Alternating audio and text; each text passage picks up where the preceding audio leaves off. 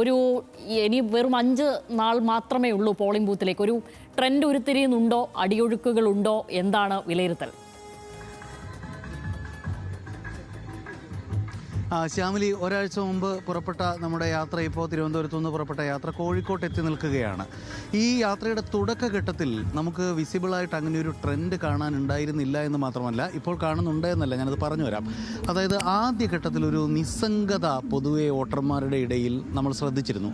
അപ്പോൾ ആളുകളോട് നേരിട്ടിറങ്ങിയ അഭിപ്രായം ചോദിക്കുകയാണല്ലോ. മോട്ടോർ സൈക്കിളിൽ ഇങ്ങനെ സഞ്ചരിക്കുന്നത് കൊണ്ട് തന്നെ വഴിയോരങ്ങളിലും കടകളിലും മാർക്കറ്റുകളിലും ഒക്കെ നമ്മൾ ഇറങ്ങിയ അഭിപ്രായം ചോദിക്കുന്നുണ്ട്, ആളുകളോട് സംസാരിക്കുന്നുണ്ട്. വീട്ടമ്മമാർ, വിദ്യാർത്ഥികൾ, വയോവൃദ്ധരായിട്ടുള്ള ആളുകൾ, ചെറുപ്പക്കാർ, എല്ലാവരോടും സംസാരിക്കുമ്പോൾ പൊതുവെ ഒരു നിസ്സംഗ മനോഭാവം വോട്ടർമാർക്കിടയിൽ ശ്രദ്ധിച്ചിരുന്നു. രാഷ്ട്രീയ അഭിപ്രായമുള്ളവർ തീർച്ചയായിട്ടും അത് പറയും. ഇടതഭിപ്രായമുള്ളവർ അതും UDF-നോട് അനുഭാവമുള്ളവർ അതും BJP ആശയം പിൻപറ്റുന്നവർ അതും സ്വാഭാവികമായിട്ടും പറയുമല്ലോ. എങ്കിലും പൊതു വോട്ടർമാരെന്ന് നമുക്ക് ഒറ്റ നോട്ടത്തിൽ മനസ്സിലാവുന്ന, ആറ്റിറ്റ്യൂഡിൽ നിന്ന് മനസ്സിലാവുന്ന ആളുകൾക്കിടയിൽ ഒരു നിസ്സംഗത നിഴലിച്ചിരുന്നു.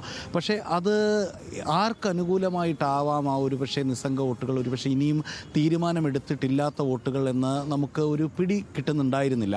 ഇപ്പോൾ ഇങ്ങോട്ടേക്ക് വരുമ്പോൾ കഴിഞ്ഞ ഒരാഴ്ച കൊണ്ട് കേരളം മുഴുവൻ തെരഞ്ഞെടുപ്പ് ചൂടിലേക്ക് മാറി എന്നുള്ളത് ഇങ്ങനെ ഒരു ഗ്രേഡിയൻ്റ് മാറുന്നത് പോലെ നമുക്ക് മനസ്സിലാവുന്നുണ്ട്. ആളുകൾ പൂർണ്ണമായിട്ടും തെരഞ്ഞെടുപ്പ് ആവേശത്തിലേക്ക്, തെരഞ്ഞെടുപ്പിൻ്റെ ഹീറ്റിലേക്ക് വീണ് കഴിഞ്ഞു. ചോദിക്കുന്നവരോടെല്ലാം, മൈക്ക് നീട്ടുന്നവർക്കെല്ലാം അതിനെക്കുറിച്ചൊരു അഭിപ്രായമുണ്ട്.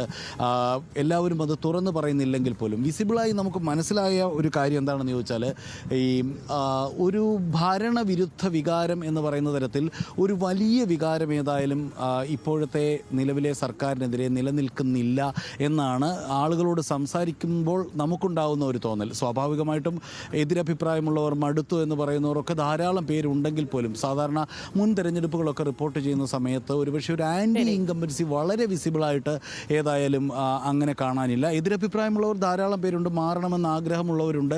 എങ്കിൽ പോലും പിന്നെ ഈ വിവാദങ്ങളൊക്കെ സ്വാധീനിക്കുന്നുണ്ട്. തീരുമാനമെടുക്കാതിരുന്നവരൊക്കെ ഏതാണ്ട് ഏറെക്കുറെ തീരുമാനിച്ചുറച്ച മട്ടിൽ ഒരു മനോഭാവം, ആറ്റിറ്റ്യൂഡിൽ വോട്ടേഴ്സ് കാണിക്കുന്നുണ്ട്. ഏതായാലും കേരളത്തിൽ ഇപ്പോൾ ഒരു ഈസി വോക്ക് ഓവർ രണ്ട് മുന്നണിക്കും ഇല്ല എന്നാണ് ആളുകളോട് സംസാരിക്കുമ്പോൾ മനസ്സിലാവുന്നത്.